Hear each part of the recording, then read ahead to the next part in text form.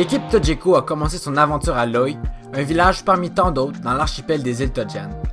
Nos contacts, Marion et Stéphanie, nous ont guidés afin de s'intégrer dans cette petite communauté. La pollution des déchets de plastique représente un enjeu important pour ces îles isolées. Sans aucune ressource pour pouvoir recycler et peu de connaissances sur les problématiques environnementales, les villageois brûlent tous leurs déchets et ne savent pas différencier la matière organique des déchets recyclables. Malgré tous ces obstacles, Loi est un des villages les plus motivés à faire un changement et nous ont accueillis à bras ouverts.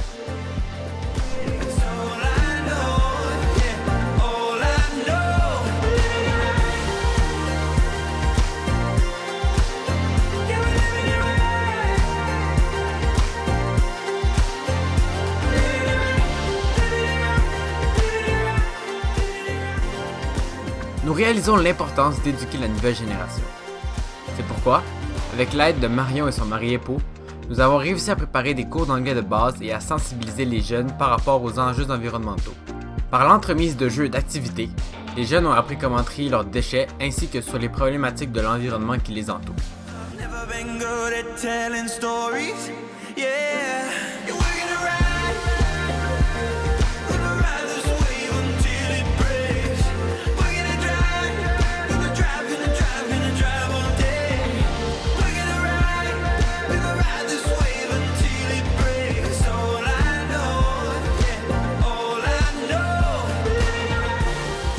Parmi les différents déchets, on y retrouve entre autres une énorme quantité de sandales qui s'accumulent à Loi. Nous avons organisé des ateliers montrant aux habitants différentes techniques autant pratiques que créatives pour la réutilisation de vieilles sandales et avons distribué les livrets qu'ils pourront garder expliquant les étapes. Les vieilles sandales sont lavées, triées, découpées puis sablées. Elles peuvent ensuite être transformées en différentes créations. La vente de ces produits permet l'instauration de marchés locaux visant une économie durable dans le village de Loi.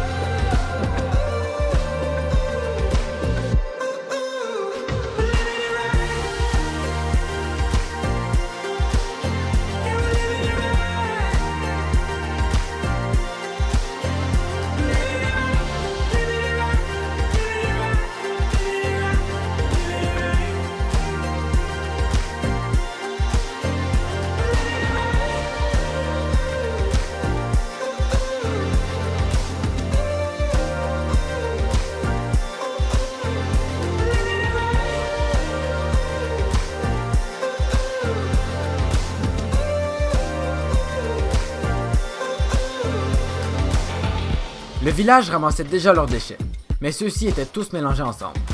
Notre but était de motiver la communauté à séparer le plastique du reste des déchets. Pour y parvenir, nous avons financé l'achat d'une machine de la compagnie Precious Plastic permettant de déchiqueter les plastiques durs en petits copeaux que les industries peuvent ensuite acheter et leur donner une nouvelle vie. Ainsi, ce système permet aux habitants du village de recycler leurs déchets plastiques tout en tirant une compensation financière. Donc on a finalement reçu notre déchiqueteuse de plastique, mais malheureusement on s'est rendu compte qu'il y avait énormément de défauts de fabrication. Donc on va être obligé de reconstruire une grande majorité des pièces qui sont sur la machine. Ça va nous prendre beaucoup de temps, mais on reste positif. Pour utiliser la machine, plusieurs étapes sont nécessaires.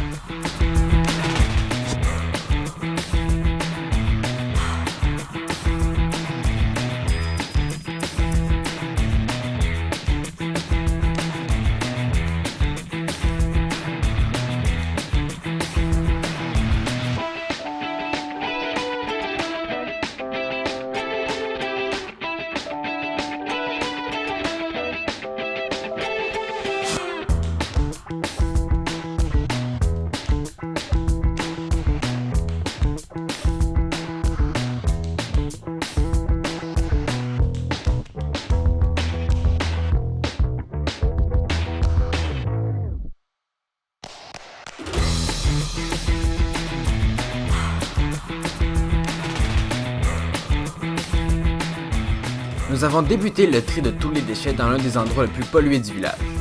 Une fois dégagés, nous y avons planté des cactus pour empêcher les villageois de remettre leurs déchets à cet endroit. Lorsque ce fut terminé, nous avons construit des bacs pour séparer les déchets.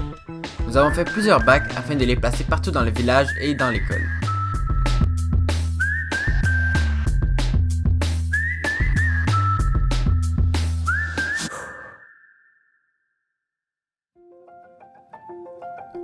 Dès notre arrivée, nous avons constaté que les habitants étaient tous motivés à apporter un changement écologique à leur communauté. Ce lien aussi serré avec la communauté n'aurait jamais été possible sans un leader local comme Amang. Ce dernier, étant extrêmement impliqué dans les différentes sphères politiques et sociales de son village, a tellement été embarqué dans notre projet que nous savons que celui-ci sera durer longtemps.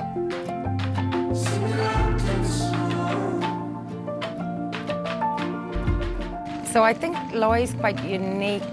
It's one of just a few villages that have already begun to manage their waste. Plus there's good community cohesion and they've got a great many villagers, especially young people, that have been involved. So there's a big motivation that's already been started. Since the last 5 years, actually, they've been starting their own environmental work. And I already have an existing relationship with this village, so the foundation has done some of their work and projects here previously and found the response to be very good. So I'm really hopeful.